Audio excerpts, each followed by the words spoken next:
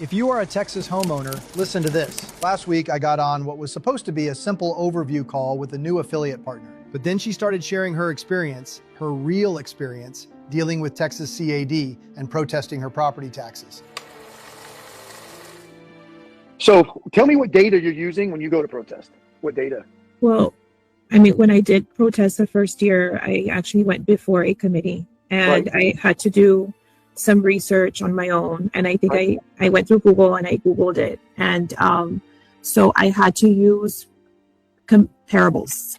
Correct. And comparables in my area. And the age of the house had to be the same age of the house, the same, structure within my neighborhood. And I had to come up with 4 or 5 comparables. So then I would go under it's open records with the appraisal district and look at their property values and then compare. And so I would see a lot of discrepancies because I would find similar homes in the age, the square footage, and even the same builders. And I would see how some homes weren't even appraised or the value wasn't increasing, whereas mine was by a big amount. So then I would argue that. And I want to say that we added a small area of cement in the back, and they were getting me on that too. What were they saying about that? That I'm adding value to the home. So it was just a small sidewalk. It wasn't even that big. For a piece of cement, they're adding value. Do you hear that, guys? Man, are we recording this? Gosh, we got to play this. Yeah, a small sidewalk. It was maybe like a 5x5, something small. And they were arguing that. And then we added the swimming pool, and it didn't go up by that much because according to them, the swimming pool was not adding value to my home. So that was my argument. How can a small piece of slab increase? And we built a swimming pool. And so they were being very, very catty with me. I think they use a lot of, at least here at Webb County, they were using a lot of the intimidation. And it's everywhere. Wow. And they assigned, I think there was 2 men. It was 2 men that were assigned to my appraisal. And they use a lot of mocking tactics. Like, you don't know what you're doing. Like, you're just a teacher. What do you know? Kind of. And I just told them, like, I did my research. You can say whatever you want. But at the end of the day, like, I'm going to fight for, whatever it is that I'm going to fight for. So it was my first round. And it was very intimidating because I had, since they were not backing down, they were not negotiating, because you can try and negotiate with them. And if you do, you can come to an agreement and they'll lower it.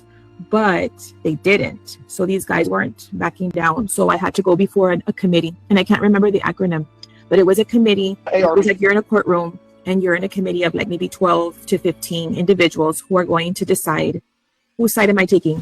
Webb County representation or me? So luckily, since I had done and the thing is, they had not told me that I had to provide hard copies of what my comparables. The other individual, Webb County, representation did. They, kind of made me look bad. And they told me, you were supposed to provide. And I said, well, I'm sorry, but I was not advised. But, I have one and you all can view it. So I want to say more than half of the individuals in that committee agreed with me. And so at the end of the day, I'm the one that won. So they didn't get their way. So that was my first rodeo. And then after that, I've never had to go before a committee. Whoever was, they assigned random individuals. And then I had my comparables. I would do my comparables and then I would take pictures. There's cracks here. There's the foundation, this, that.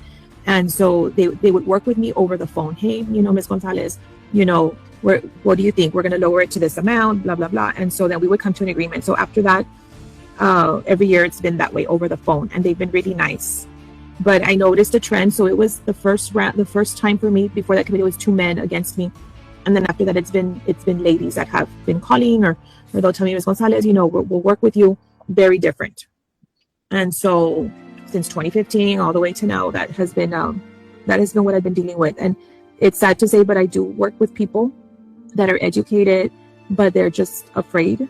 So they just kind of succumb to whatever it is that Webb County is telling them, so they won't fight. And the other thing is that they don't have time. They have a full-time job, they have kids, they have things after work. So, I mean, I was in that same predicament, but I made the time because I said, it's going to save me money. I'm going to make time, even if I have to stay up late. So that was my experience.